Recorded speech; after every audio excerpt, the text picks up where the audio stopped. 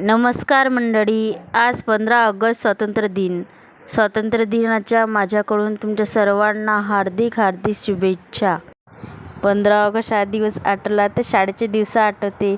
खूप छान दिवस होते. स्वातंत्र्य दिना दिवशी सकाळी लवकर उठायचं, छान इस्त्री केलेले कपडे घालायचे, 2 वेण्या घालायच्या, नवीन आणलेली रिबीन बांधायची, निघायचं शाळेला जाताना मी इकडे तिकडे देशभक्तीपर गीत ऐकायला भेटायचे. ते गीत ऐकून खूप छान वाटायचं. हे राष्ट्रप्रिय गीत ऐकून आपल्या देशाला स्वातंत्र्य मिळण्यासाठी ज्या महावीरांनी आपले जीवाचे बलिदान दिले त्यांची आठवण करून द्यायची. शाळेत पोचल्यावर झेंडावंदन व्हायचं. मग सर्वांना खाली बसायला लावायचं. ज्याची भाषणं असेल ते स्टेजवरच्या साईडला उभे राहत होते. मुलं सर्वात बोरिंग म्हणजे तर भाषण चालू ऐकणं होतं. खूप मजा यायची. पण आणि सर्वात आतुरतेने वाट कशाची पाहायची तर जे शाळेत मिळणारे चॉकलेट होते ना त्यांची खूप वाट पाहायची. नंतर आमच्या शाळेची प्रभात फेरी निघायची. पूर्ण गावभर प्रभात फेरी चालवायची. ती खूप मजा येत होती.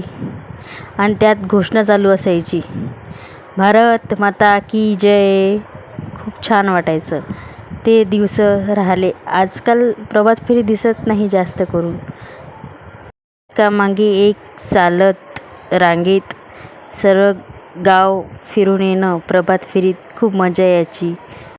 आज स्वातंत्र्य दिनानिमित्त अंगणात छोटीशी रांगोळी काढली. जमली का रांगोळी सांगा. त्यानंतर आणण्याची तयारी केली. बघा तिची तयारी कशी उभी आहे. बघा तिची पोस कशी दिसत आहे.